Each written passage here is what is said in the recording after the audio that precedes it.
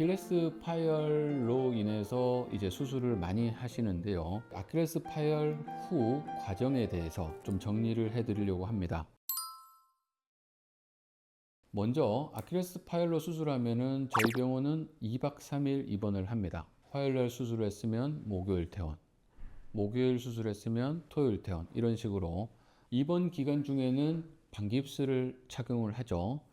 아킬레스를 봉합을 했으면은 발목을 바닥으로 이렇게 내려서 수술 부위가 당겨지지 않게 방깁스를 합니다. 그렇게 해서 2박 3일간 이제 안정을 취한 뒤에 상처를 이제 확인하고 퇴원을 합니다. 퇴원을 할 때는 아킬레스 보조기를 착용합니다. 아직도 이제 어떤 병원에서는 통깁스를 하는 병원도 많이 있죠.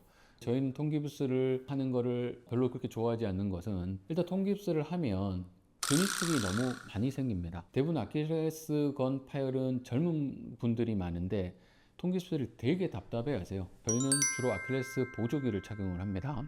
아킬레스 보조기를 착용을 하면 신고 복구가 되니까 소독하는 것도 조금 용이하고 통풍도 시켜주고, 퇴원을 할 때 이제 주의사항을 알려드리죠. 보조기를 착용 디디면 안 됩니다. 넘어지지 않도록 조심하세요. 이렇게 이제 알려드리고, 수술 1 기준으로 2주차에 오세요. 2주차에 오면 이제 흉터를 확인을 하고 상처가 깨끗한지를 보고 실밥을 뽑습니다. 뽑고 물리치료를 한 차례 하죠. 그리고는 2주 뒤에 4주차 때 오세요. 달라지는 거는 실밥을 뽑았기 때문에 소독은 안 해도 됩니다. 샤워를 해도 됩니다. 하지만 딛지 않고 보조기를 차는 것은 동일합니다. 이렇게 알려드립니다. 이때도 통깁스를 했다라고 치면 샤워를 할 수가 없죠. 실밥을 뽑더라도. 그래서 이런 부분에 대해서 되게 좋아하시죠. 왜냐하면은 4주, 6주, 긴 병원은 8주까지도 하는데 그 기간 동안 못 씻는다 라고 하면 이거 너무 힘들거든요. 수술을 받으신 분의 입장에서는. 그래서 2주차 때 오고 그 다음 4주차 때 올 때까지는 샤워해도 좋습니다. 소독은 안 해도 됩니다. 하지만 목발은 꼭 하시고 디디면 안 됩니다. 빠른 재활을 4주차 때부터 합니다. 통깁스에 있으면 역시 재활을 빨리 못하고 지연 재활 치료 천천히 해야 됩니다.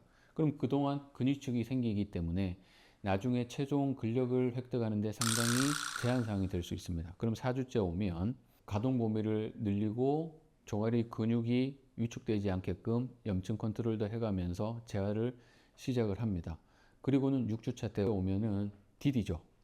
디디고 이제 재활을 강하게 이제 이어나갑니다. 이제 디딜 때 반드시 보조기를 차고 디뎌야 됩니다. 보조기는 각도 조절이 되는 보조기를 사용을 하는데, 발의 형태가 우리가 처음에 방깁스를 했을 때처럼 뒤꿈치가 높고 앞이 낮은 이런 형태로 보조기를 착용합니다. 보조기 안이 발이 이렇게 되어 있습니다. 그리고 깔창으로 각도를 조절하는 경우도 있고, 보조기 겉에 각도기가 달려서 각도를 조절하는 크게 두 가지 형태의 보조기가 있는데 어떤 거든지 좋습니다. 그럼 6주차 때부터 딛는다.